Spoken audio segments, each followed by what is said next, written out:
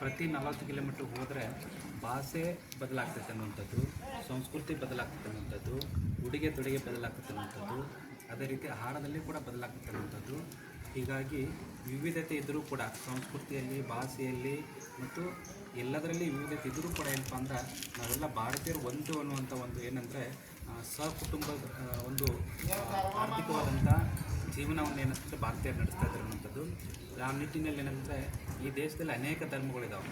ಅನೇಕ ಧರ್ಮಗಳು ಇದ್ದರೂ ಕೂಡ ಏನಂತಂದರೆ ನಾವೆಲ್ಲ ಭಾರತೀಯರು ಒಂದು ಅನ್ನುವಂಥ ಒಂದು ಸಂದೇಶ ಇಟ್ಕೊಂಡು ಏನಂದರೆ ನಾವೆಲ್ಲ ಸೌಹಾರ್ದತೆಯಿಂದ ಜೀವನ ಮಾಡ್ತಿದ್ದೇವೆ ಅನ್ನೋಂಥದ್ದು.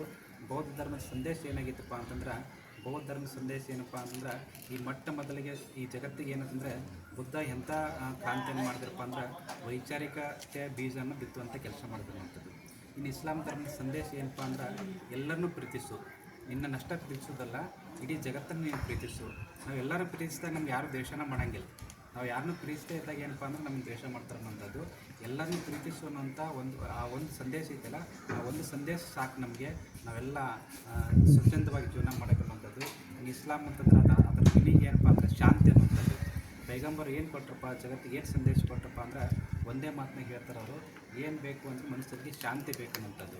ಎಲ್ಲ ದಾನಗಳು ಶ್ರೇಷ್ಠವಾದಂಥ ದಾನ ಯಾವುದಪ್ಪ ಅಂದ್ರೆ ಸಮಾಧಾನ. ಆ ಸಮಾಧಾನ ಸಿಗಬೇಕಂದ್ರೆ ನಾವು ಹೆಂಗಿರಬೇಕಪ್ಪ ಅಂದ್ರೆ ಶಾಂತಿಯಿಂದ ಇರಬೇಕಂತಕ್ಕಂಥದ್ದು.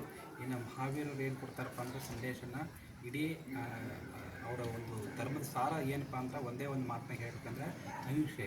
ಯಾರಿಗೂ ಹಿಂಸೆ ಮಾಡೋಕ್ಕೆ ಹೋಗಬೇಡ, ಅಹಿಂಸೆಯಲ್ಲಿ ನೀನು ಬದುಕಿದ್ದೆ ಆದರೆ ಏನಂತಂದರೆ ನಾವೆಲ್ಲ ಇಲ್ಲಿ ಆನಂದವಾಗಿ ಬದುಕ್ತೀವಿ ಅನ್ನೋಂಥದ್ದು.